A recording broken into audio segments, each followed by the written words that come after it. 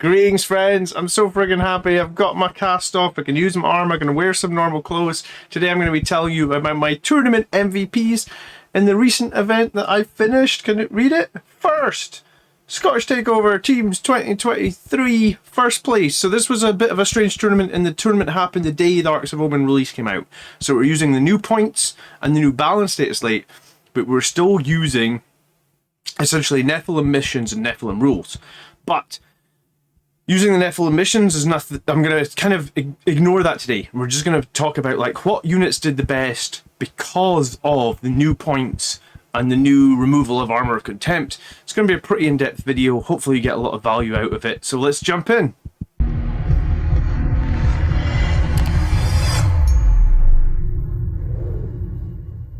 If we're just meeting, I'm John, and every week on this channel we do various content designed completely around Blood Angels, how to be a better player, some painting techniques, all sorts of different things, and we have a giant Blood Angels community both on Facebook and Discord, so if that's something you're interested in, please consider subscribing and join our community because you'll meet like-minded Blood Angels players, and I've made actually a lot of friends through this channel. So, without any further ado, Arks of Omen Tournament MVPs, we better start with what the fuck's in the list, right?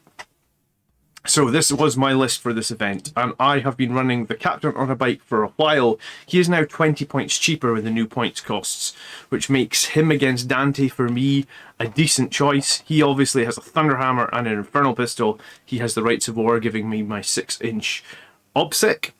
And Armor Indomitus to just try and keep him alive if I ever want to Angel Sacrifice, or sometimes even just try and sneak through a phase that he would normally not survive through. We have Lamartez, and in this list he was my Warlord. He had Soul Warden. We have Mantra of Strength to give him more damage. We have Canticle of Hate to lower charge distances, and we have Litany of Hate to give rerolls to the Death Company. And I think Death Company rerolls is one of the strongest things that we can bring right now. So if you are going to be bringing Death Company, Litany of Hate is very good, and also it came up a few times that Death Company have lost a lot of durability, and I did a video last week on winners and losers in Arks of Omen, and Death Company came up as a unit that have lost a ton of durability, so you're going to lose models in Death Company. Lamartez letting them use his Leadership 9 is going to be pretty useful, because Leadership 7 sucks. There's no other way to explain it, it sucks. We also have a Sanguinary Priest. The way I like to play him in this event was like, for 2 turns, he's going to hang with the Death Company, get them into Assault Doctrine, let them do that extra damage. In turn 3, he's probably going to start bouncing about, and I'm actually spent quite a few CP in a couple of games reviving models, reviving Blade Guard veterans, reviving troops so they could still perform Nephilim data, or Nakwan data, or maybe it's going to be Arks of Omen data. I actually have no idea what it's called, the new one yet. My book didn't turn up this Saturday. I guess they had issues printing all the books. Videos coming out about the new book as soon as I get my book. There might be an argument now that you could run Selfless Healer. It did go down in points, and units are dying a lot more quickly, so yeah, there could be an argument for Selfless Healer, even though we haven't seen it for probably like a year out with a few players using it. That's how I felt. I converted a Sergeant last week to have a Thunderhammer and a Plasma Pistol because it was free on the Assault Intercessors, and why would you not do that? The Incursors obviously get the free Mine, which came up a few times. The Mine always tends to do a couple of mortal wounds, and the Helix Gauntlet, which feels like one of the best upgrades you can get. Those Infiltrators are so handy now for the Deep Strike Denial. And I wanted to just give troops like a little shout out as well, and we're going to come to troops in a minute, but the sticky objectives for me turned out a lot better than I thought it might be. On paper, and when I read it in the Codex, I was like, oh, sticky objective, it's not that important. Let me come back to that, because there's a lot to talk about with sticky objectives. For my elite choices, and I played, like, it was very weird that this tournament was happening on Saturday, and they announced the book was going to be releasing on Saturday, like, the Wednesday before, so like 10 days before. So I literally only got to play, like, 2 games, both on the same day, both with basically the same army list, before I had to submit my list for the tournament. So I had 0 play with this list before this tournament. But I knew that it was going to be Fury of the Losting. That's why I have Lamartez and the 3 Death Company. Now, Fury of the Lost has gone away in Arks of Omen, so arguably my thought is Chapter Master and 2 Death Company, and although the Jump Pack, Infernal Pistol, and Power Swords guys have gone down a lot in points, there's no way to fire in the Infernal Pistols I found. So I think in tournament play now, Hammers is probably, even though the jump packs are much cheaper, and the Infernal Pistol, you know, this third squad here is much, much cheaper, like 40 points cheaper. I do really think the squad here is much cheaper. I do really think the Hammer Death Company is the way to go. So if you're going to be running Death Company, I think 2 squads with Hammers is probably still valuable. And Lamartes and the Infernal Pistol guys can basically be on the cutting block. And I've got a slide about Death Company later, so we'll talk about that too. I added 2 Dreadnoughts because I felt like I needed to have durable units that could sit on objectives. And from my practice games, what I found is Death Company were dying so much quicker. In some cases against, like, I think it's AP1, Death Company die 45% quicker. And Sanguinary Guard, in some cases, they die like 50 and 33% quicker. So trying to have those units now holding objectives is really nightmarish. And in general, that's what I found in this event. Like, a lot of times I'd put a single unit on an objective and it would just instantly die. So I probably lost some primary points at this event by, like, you know, just putting 1 squad of Marines on a couple of objectives. Sometimes they're in cover, sometimes they're not. And it didn't really matter what I did, cover or no cover, or even sometimes the Blade Guard veterans on an objective. Shit was just getting killed left, right, and centre on objectives from shooting just as much as from melee. So I felt like before I went, I knew that Marines had lost a ton of survivability with Armour of Contempt. So I took 2 Dreadnoughts. And I got a slide about Dreadnoughts later, but you know, the 2-1 damage Dreadnoughts, we've seen them in lists before, and yeah, I'm going to talk about them too. I got a slide for them.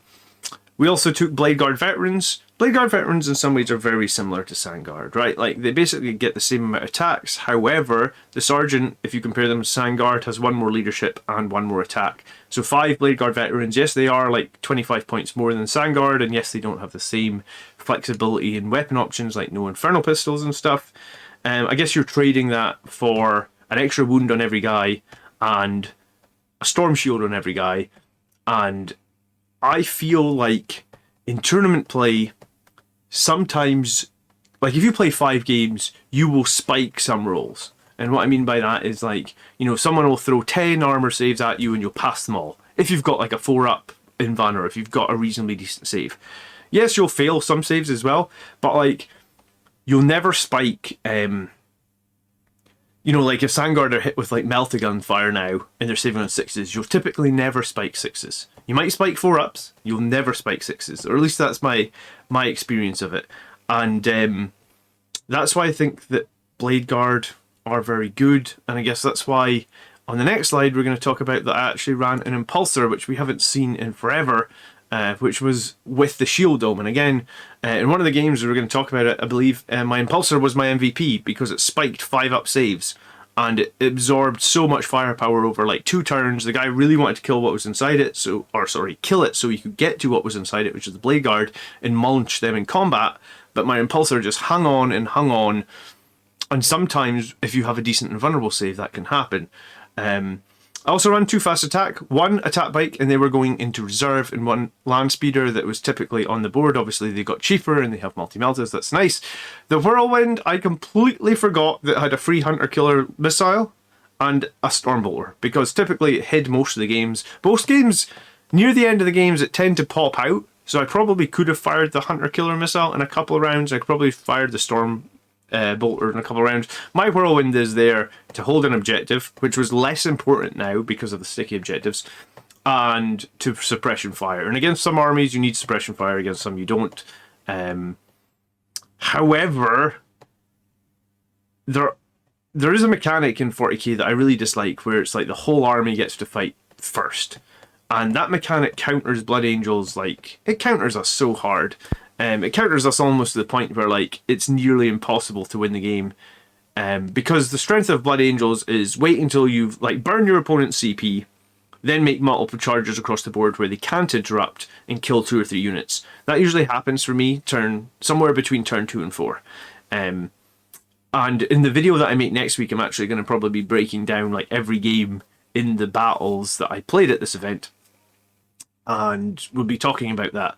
But so the Whirlwinds fight last, for me, it feels as critical forever, but I feel like what I would prefer is just like another real way for Blood Angels to be fight first. And And one of the ways you could do that is if we go back to, like, you remember when some Blood Angels players used to run the Chief Librarian with the jump pack, the Firstborn, and you used actually the Librarius discipline, and you use stuff like Psychic Fortress, Null Zone, and potentially Veil of Time.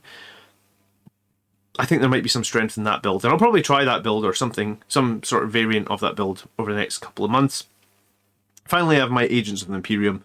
They actually got 10 points cheaper. I didn't even realise that till last minute. So they got 10 points cheaper, and they're just going to be there to come in. They're really small base sizes. They're pretty much always going to manage to sneak in and do Nakman data. And Nakman data was one of the ones that I picked throughout the event. And that's going to be even easier now because you're not going to have to pay CP to put them in reserve. In Arks of Omen, right? So, like, there probably still is strength in taking that 40-man Voidsman squad if it's going to guarantee you 4 victory points every game, and it's also going to get you into a quadrant that you find difficult. In one of the games, my 4 lasguns actually finished off a Dark Angel's bike that only had 1 wound on. It was kind of glorious, and the opponent couldn't believe he couldn't believe it. I was chuffed. I think that might be their first kill. And then this list gives me 2 command points and 2,000 points bang on the nose. But I was spending 1 CP every game, and that was to put my Voidsman, my attack bike, which I kind of use as a sniper, try and bring it in like within 9 inches of an enemy, or sorry, within 12, but 9 inches away, so I get the +2 damage to the shots, and just try and snipe either a character or a vehicle that I need rid of. And I also had that Assault Intercessor squad. Before, my Assault Intercessor squad could quite often come in and do Nakband. They did do that sometimes, but now the Sergeant has a Thunderhammer, so if I do need to put some pressure on an objective or something, that is also possible. Now, finally, before we move on, and I got my sexy trophy here, please remember to like the video. It takes like 2 seconds of your time. It really helps me out with the algorithm. It lets other people on Blood Angels players know that this video is not terrible, and you got some value out of it. So if you could take 2 seconds to do that, I would really appreciate it. Thank you so much. Let's move on. So these are the units then that I think that are probably my MVPs throughout this event, and I want to start with the infiltrators and in general sticky troops as well, right? And I've only had a few games post AOC with Marines, but boy, oh boy, do the toughness 4 3+ Marines die fast. Now, some of the games that I played in, you're just lifting them off. You're lifting them off left, right, and centre, and that's if they're near a priest. That's if they've got the 6-up Feel No Pain. The Helix Gauntlet on the infiltrators provided so much needed survivability to a troop choice. I used to run infiltrators before, and 2 squads of them can screen pretty much half the board. Their 12-inch denial from the deep strike is so useful against armies that want to deep strike on you. The fact that they can now start on a backfield objective. If you start the game, the sticky objectives, you hold them in your command phase, right? So just so we're clear, the actual notes on this is at the end of your command phase, if one or more Adeptus Astartes troops or your army is within a range of an objective marker, you control it, right? You no longer need to have your models on range of the marker unless your opponent controls it at the end of subsequent phase, right? And there's like multiple things about this that's important, right? Because not many people have played Marines, or not many people have been playing troops, and I just played it at the event, so hopefully I'm giving you this knowledge, and hopefully this is something you're going to learn. So, imagine a map where there's like 3 objectives in no man's land, and it's one of the maps where like you've got one in your deployment zone, they've got one in theirs, and then there's the 2 in the corners, opposite from the deployment zones, or, fuck, do I just need to do a quick paint? Let's do a paint. I'll just give you exactly what I'm talking about, right? So, this is the map. These are the objectives. Here, here, here. Maybe there's one in the middle as well, right? And here, right? So, as you deploy your infiltrators, let's deploy some infiltrators. My infiltrators will be, I don't know, they'll be the hexagons or something. One of the games I started my infiltrators on my objective here. Brilliant, right? Like, they're now free to move off. That is still mine. If I know that they have nothing coming in the backfield, then I can have my whirlwind. Doesn't need to be on the objective. It could be screening out sort of an area behind here. And my infiltrators could move forward to sort of like screen the area here, right? So this is cool. But what I also thought about, and I didn't actually think about this I didn't think about it in the first couple of games in the event. Quite often, what will happen in an event is there'll be a piece of terrain like this, around these corner objectives, right? But you have to put your guys on the objective to hold it, correct? So your guys are on the objective holding it, your guys are on the objective holding it, and typically that means that when your opponent comes out of their deployment zone, I guess their deployment zone looks something like this.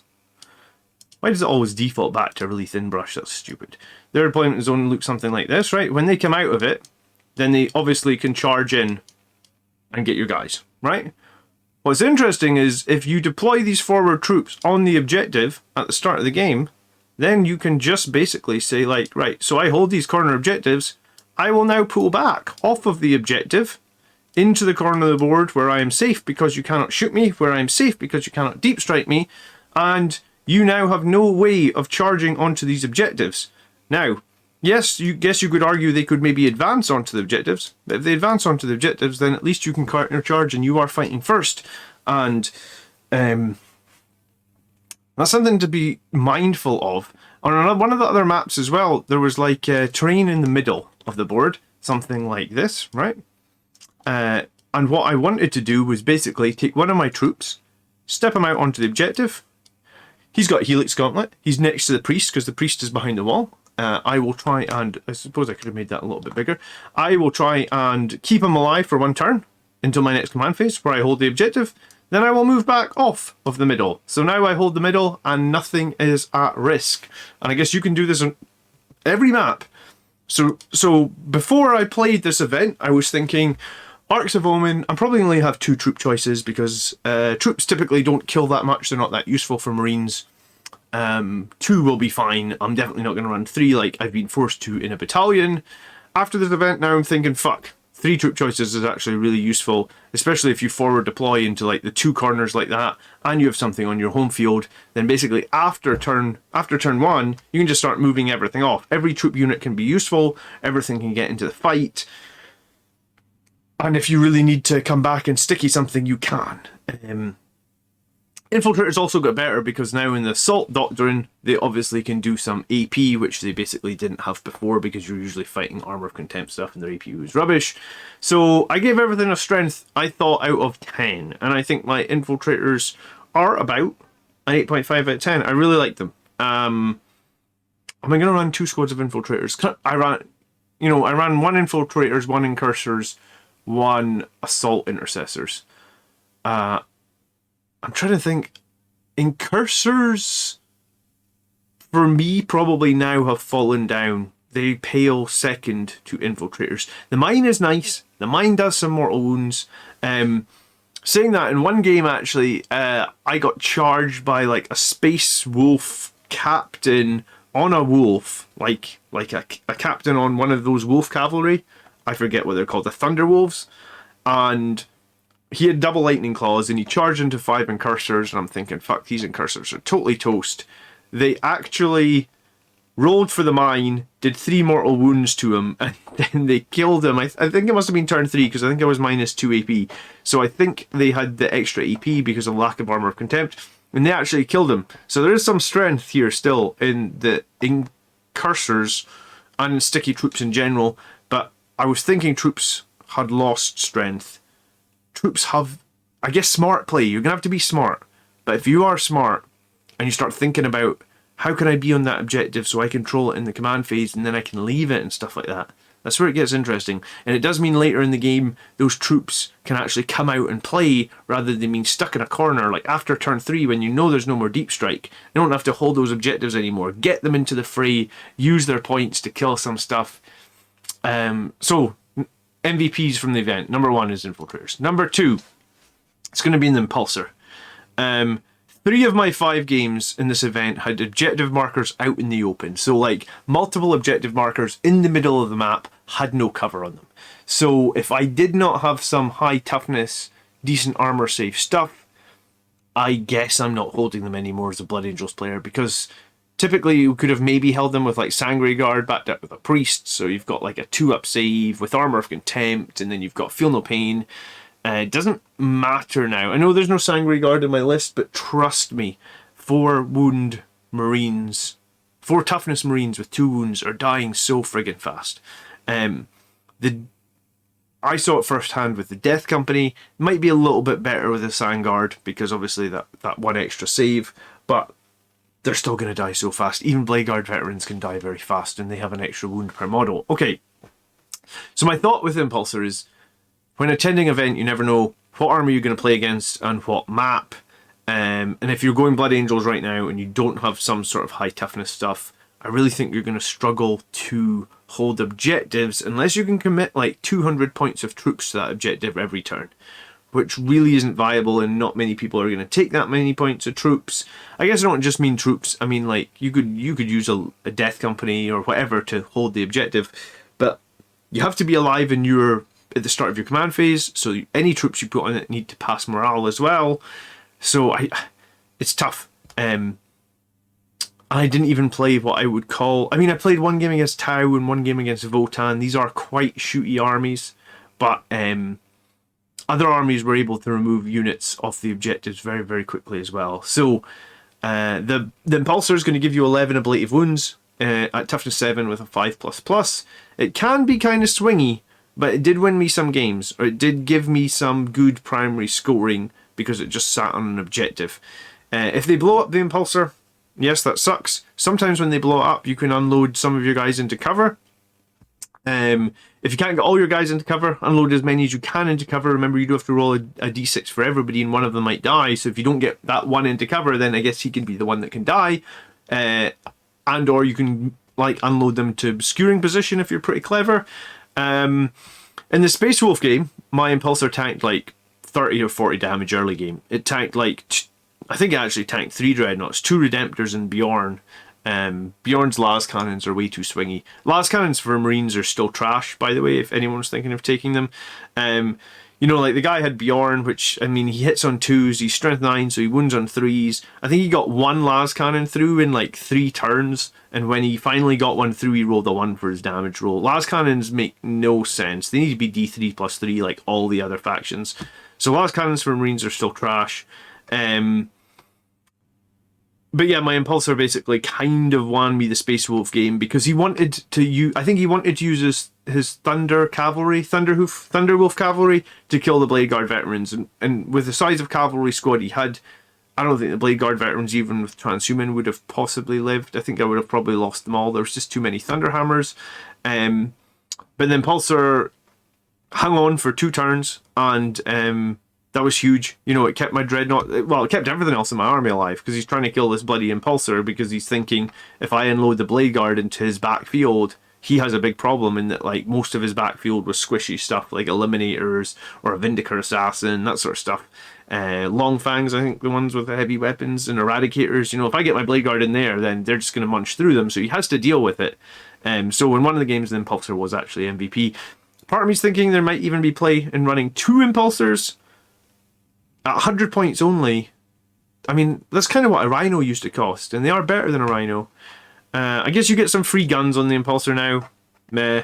It is an assault vehicle, so like someone was talking to me today about like maybe you could put assault plasma Hellblasters inside it. But I don't know if Hellblasters really still see much. Well, they get... Up until now, they've had no play. Maybe there's a strat there with some Hellblasters, I don't know. In some games, though, the Impulsor 100% just got killed on an objective in turn 1 in No Man's Land. And then it's down to you being smart with your pile-in, or... What the fuck do you call it when the vehicle blows up? Your disembarkation, I guess?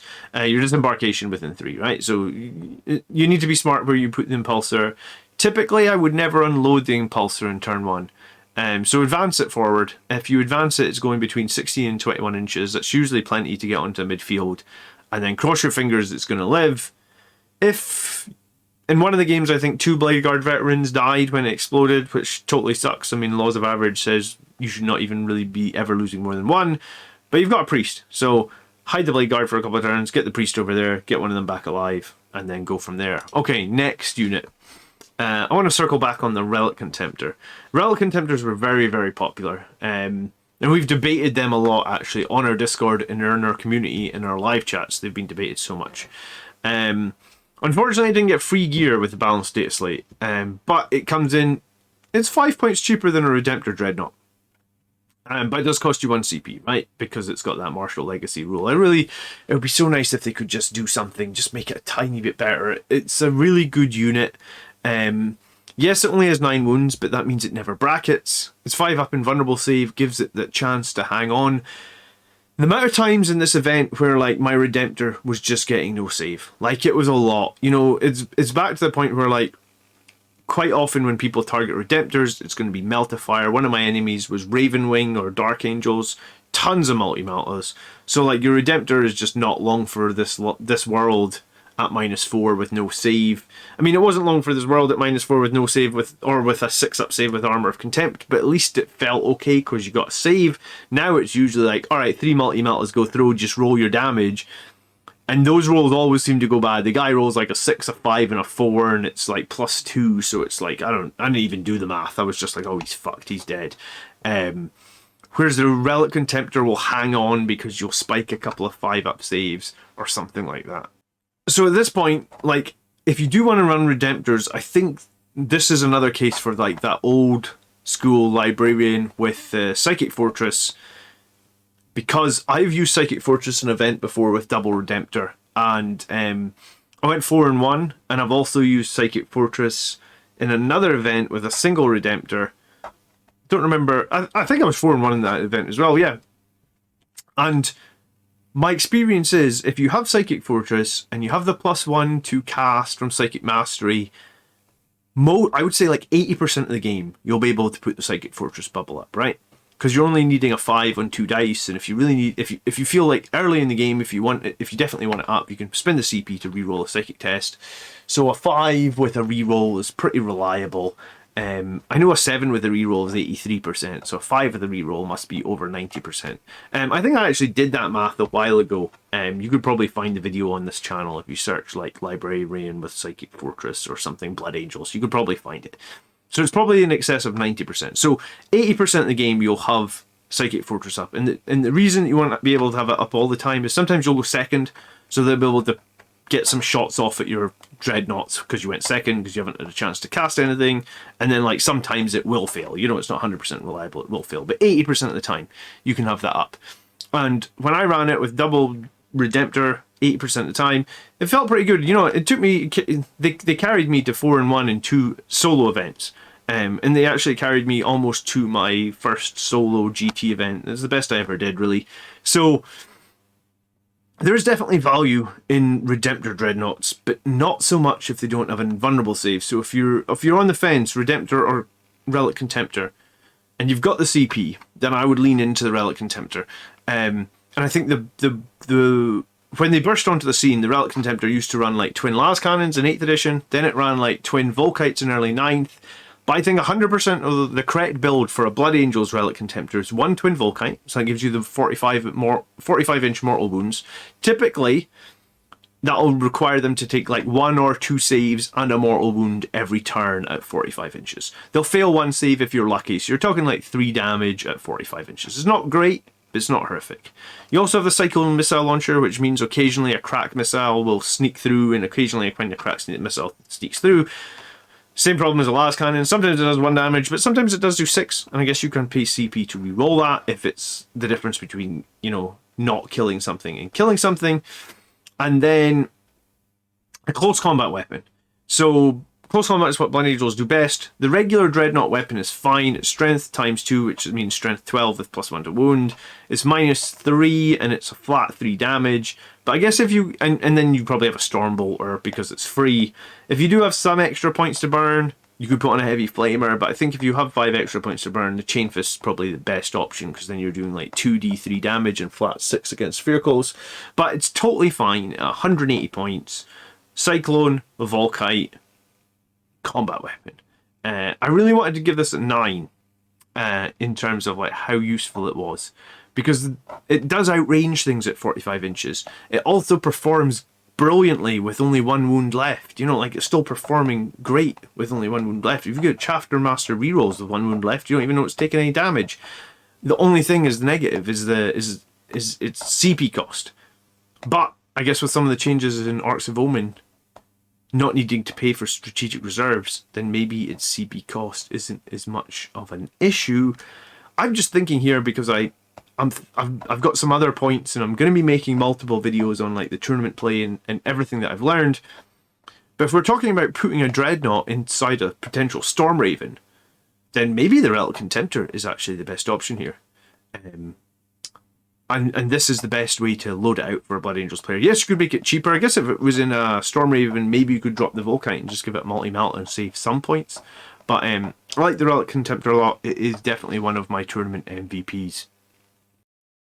Alright, next up, and I already said we're going to talk about these, the Death Company Thunderhammer sometimes. And I guess this is the big issue. We know how much damage these guys do.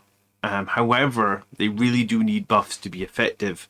The buffs that benefit them the most in order of strength, based on the math that I did a few months ago now, which I don't think has changed with the new update, is in order of importance, is Assault Doctrine, then Chapter Master rerolls, then Unleash Rage, then +1 to hit. Not many people are running Blood Angels Psyker at the moment. Mephiston got a points drop, he still has problems. He needs +1 to cast like all the other Chief Librarians out there. I don't know why he doesn't have that. Which means if you're going to pick like I guess like a generic Psyker, then you're probably going to want to lean into Psychic Fortress. And I guess arguably Psychic Fortress could actually... Maybe Psychic Fortress is a way that we could run Death Company effectively, or Sanguinary Guard more effectively, because right now their weakness is armor save. So Psychic Fortress gives you the potential to spike on their armor saves as well. So we don't see much Unleash Rage, but Assault Doctor and Chapter Master rerolls we do.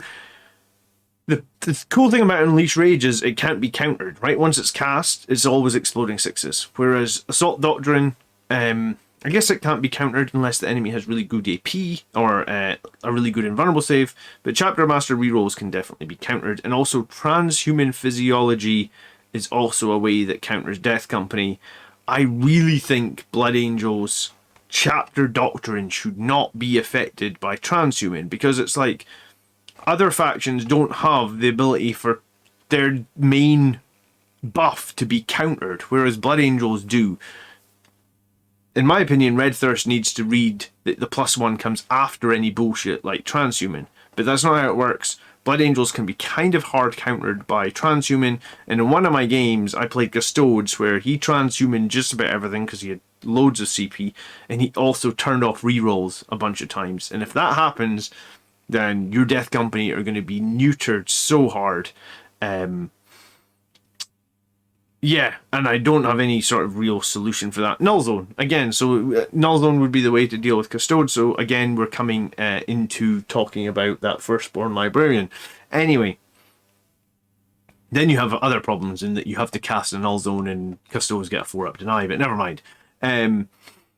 So to make the Death Company work, you need the Priest and the Chapter Master, and this is what I was running. And those guys need to be really strategically positioned so that they can give out the buffs to the Death Company in turn 1 and 2, and also potentially daisy chain for a Forlorn Fury, right? Like that's huge. Getting that right is going to score you a lot of points and let you trade really effectively. If you can't do that, then you need to practice it, right? I could also make a video on that, because I'll try and call out, when I make my video next week, I'll try and call out my priests and my Chapter Master position, because people sometimes ask me like, how do you daisy chain and stuff, and how do you do that effectively? So I'll try and make sure I call that out really well. So yeah, my game against Custodes was horrific because they were able to turn off rerolls, make me only wound on 4+. I also really struggled into the Dark Angels Terminators in that obviously they have Transhuman as well, and so that's like a really bad matchup for Death Company in general. With the loss of the Death Company secondary now, if you've been under a rock, you maybe missed the video. I did a video on secondaries last week. I'll link it up above. Watch it. And we're also going to talk about, building lists for secondaries. And that was part of this list was built for the Fury of Lost secondary. With the loss of the Fury of Lost secondary, I don't know if I'm going to bring 4 Death Company. I think I'm definitely going to bring 1. I might even bring 2, because they just, even at 155 points, those 4 Thunderhammers trade so effectively.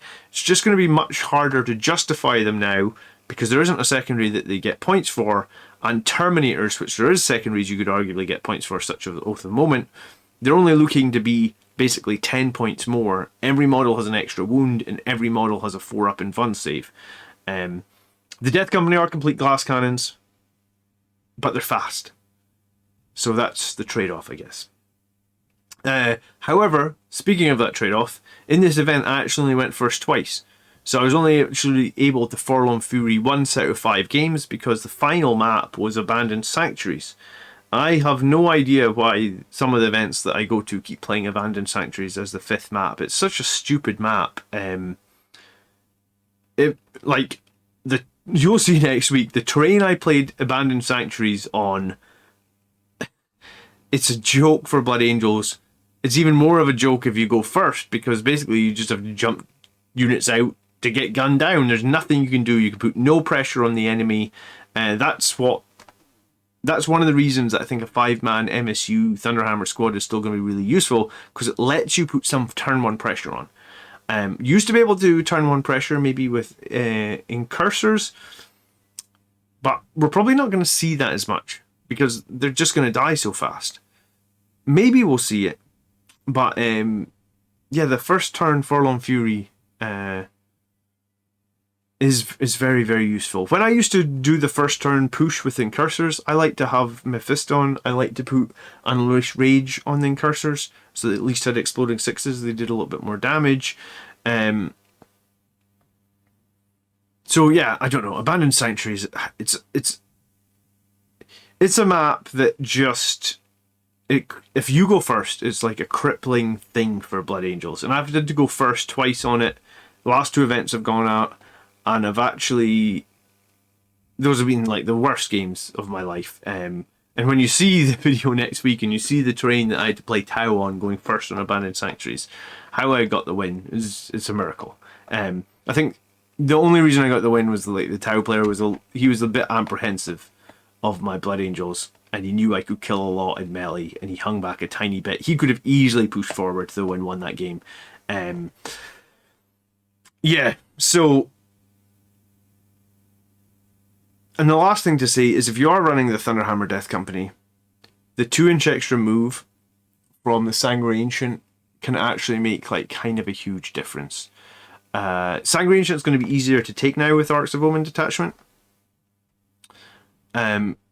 But then you get into a sort of sticky situation where you need the Chapter Master because you want the rerolls, you need the Priest because you want Assault Doctrine, you want a Sanguinary Ancient because you want the +2 to move and the +1 to hit.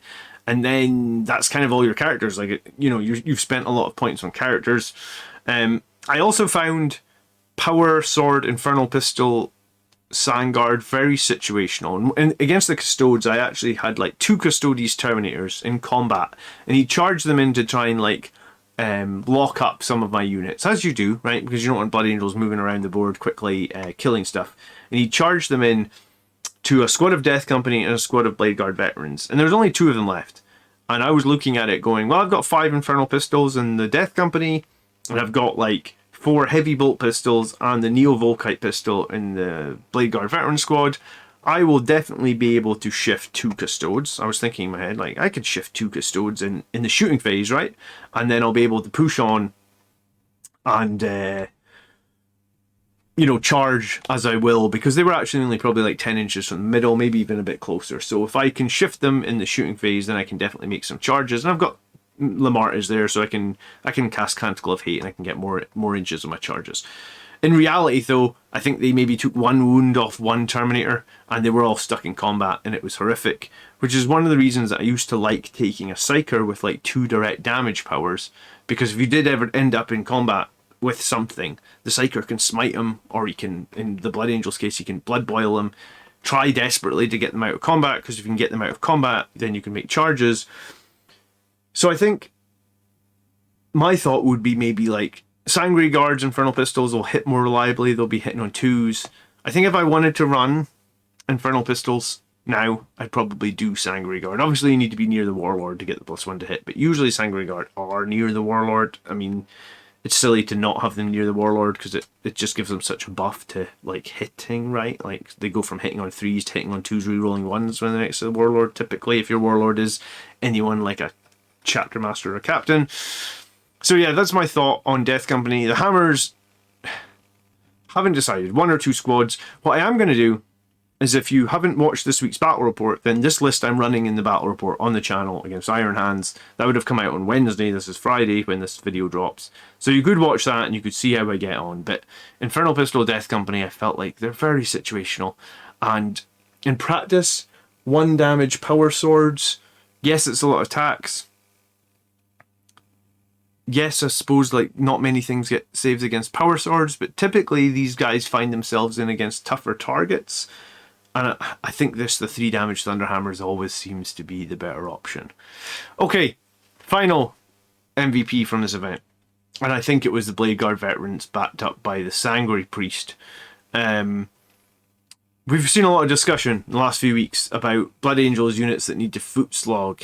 And I think we're going to maybe see lists that mix both fast-moving jump units and also some slower ones, as this was what was popular before AOC dropped. I used to run a list where I had like 1 Death Company, 1 Vanguard Vets, 1 Sanguinary Guard, and then I had like my Blade Guard, and I had Centurions, and I maybe even had Terminators, so I had like 6 different elite units.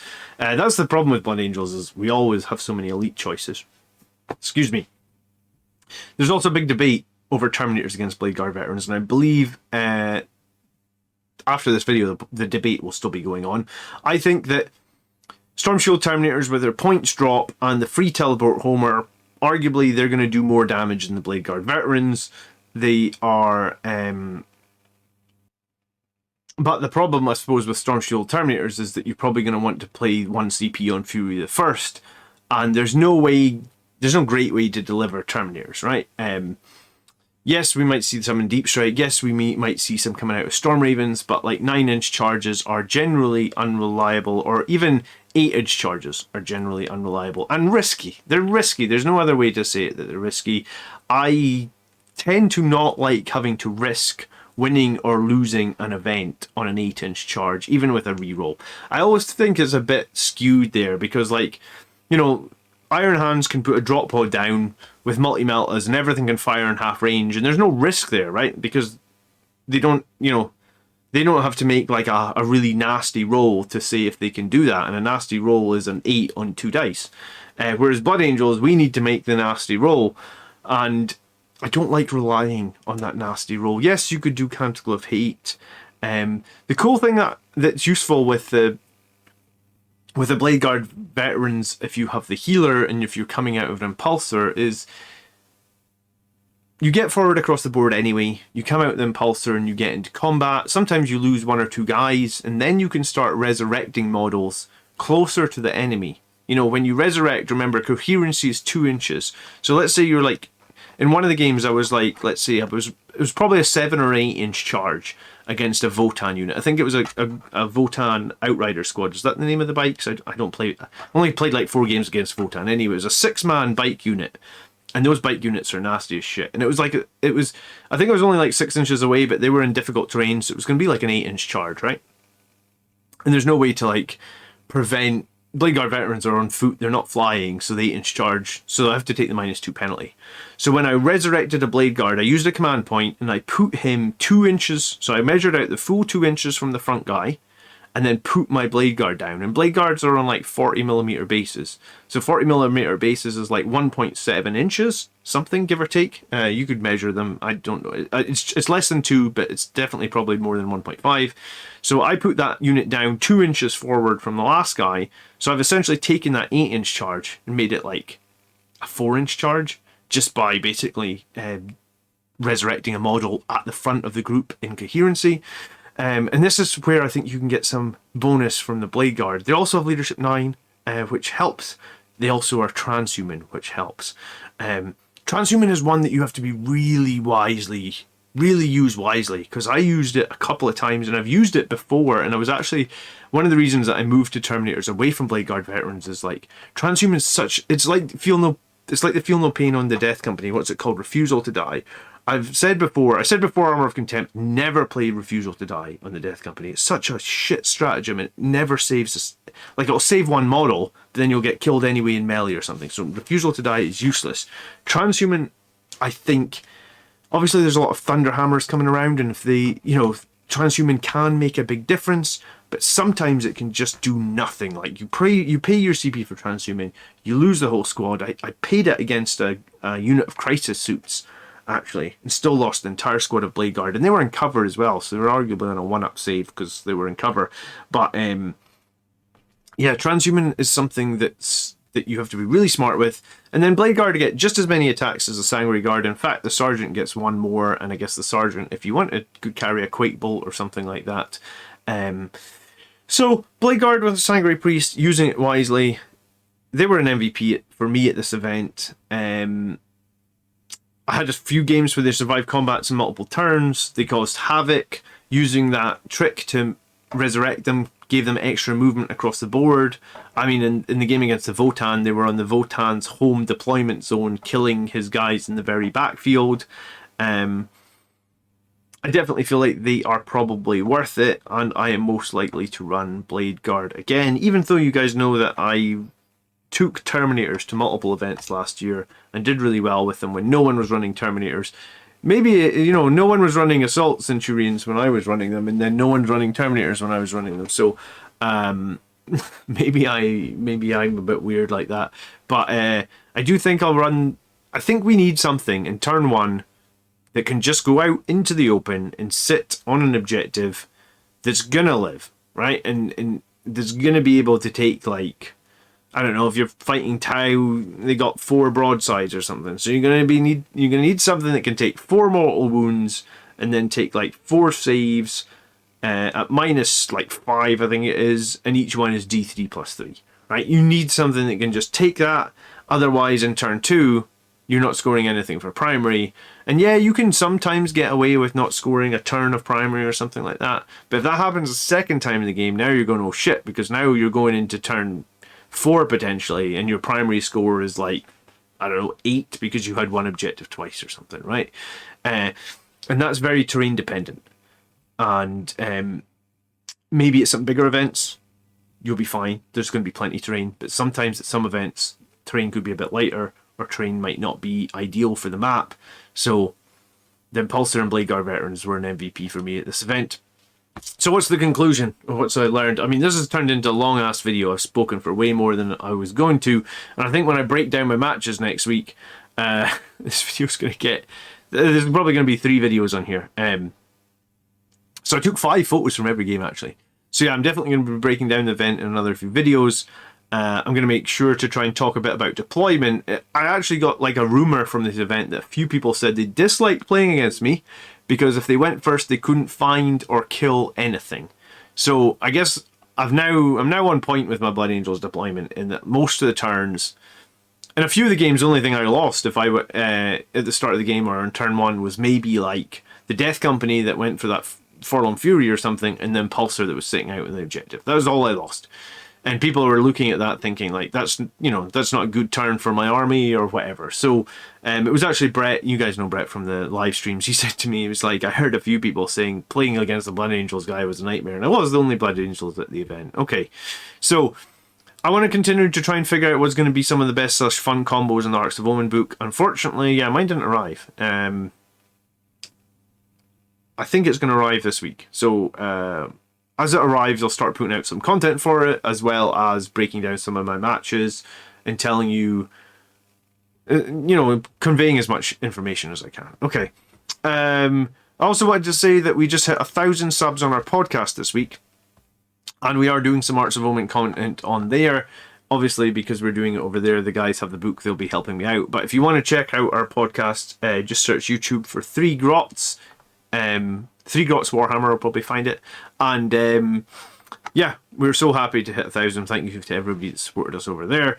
The Army List show is going to return this Sunday. I was streaming on Sunday night because I was tired after the event. I was just making a model, and I was actually making a Blood Angels conversion model. I'll show it to you on the next live stream or something. People are desperate for the Army List show to return. Now that I've got, I guess, 7 games using the new points systems, and I know a bit more, and I guess I'll actually, by the time this video comes out, I'll have done 8 games. The Army List show will return, and if your list has won any events or done well using the new points cost, let me know, so that when we talk about it in the Army List show, we have a little bit more don't know, we have a little bit more information. We can talk about it more and we can figure that out. Boarding actions was something I talked about as well. I am super keen to get into that, but I'm going to commission somebody to paint me boarding actions because I am painting a lot of different stuff. I don't have time to do that right now. I also have this GT in March, which is about 8 weeks away, and I want to win it. I don't know if I can win it.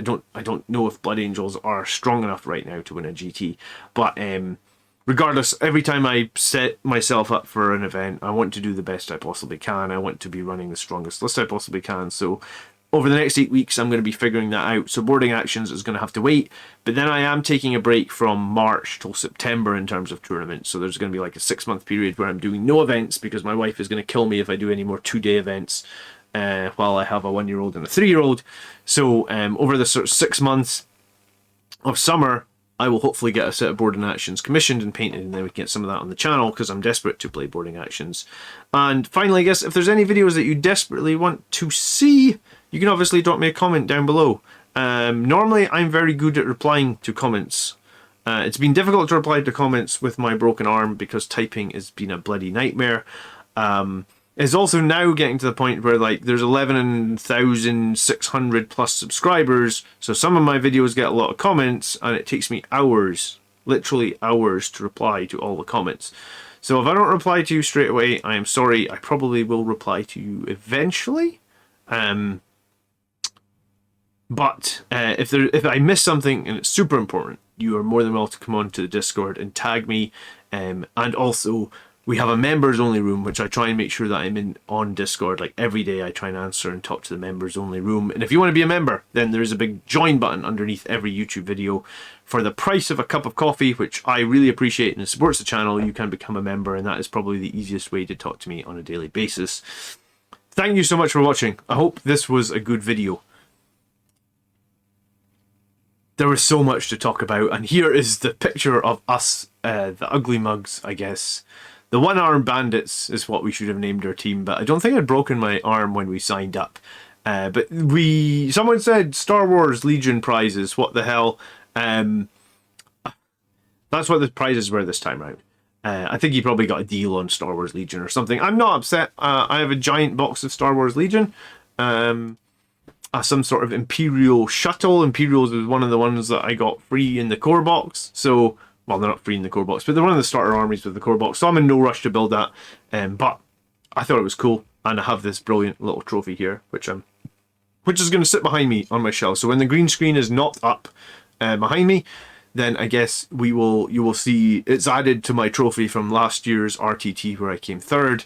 So only a matter of time before this shelf gets some more trophies on it, I hope.